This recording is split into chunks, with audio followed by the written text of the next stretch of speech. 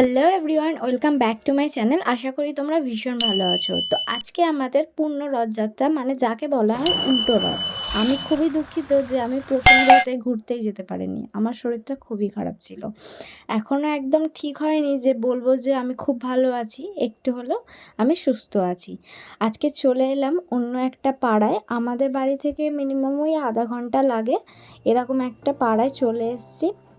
এখানে খুব সুন্দর রথযাত্রা পালন করে একটা মেলা উদযাপন হচ্ছে। আমি এখানে এসে খুবই ভালো লাগছে। এখানে প্রচুর মানুষজন, আমাদের ওখানটাতে হচ্ছে, কিন্তু ওখানের থেকে আবার এই পাড়াটা একটু বেশিই লোকজন বলা যায় আর কি। মেলায় এসেই আমি আগে চারিপাশটা একটু ভালো করে দেখে নিলাম, কিন্তু তার আগে জগন্নাথ দর্শনটা করেই নিলাম।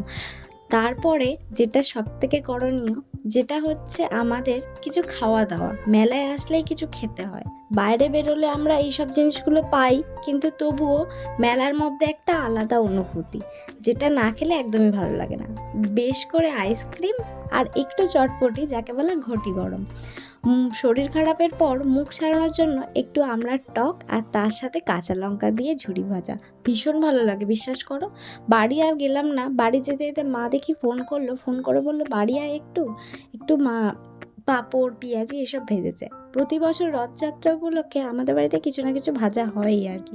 আমরা প্রত্যেকে বাইরে থেকে যতই খেয়ে আসি, বাড়ির খাবারে কিন্তু একটা আলাদা অনুভূতি, তাও যদি হয় বাপের বাড়ির খাবার। আমরা এটা মেয়েরাই শুধু বুঝি।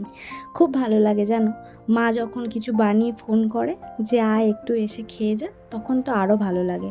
মা ভেজেছিল একটু পেঁয়াজি আর পাঁপড়, আগেই তোমাদের বললাম। তো ভিডিওটা একটু হলেও ভালো লাগলে প্লিজ আমাকে সাপোর্ট করার জন্য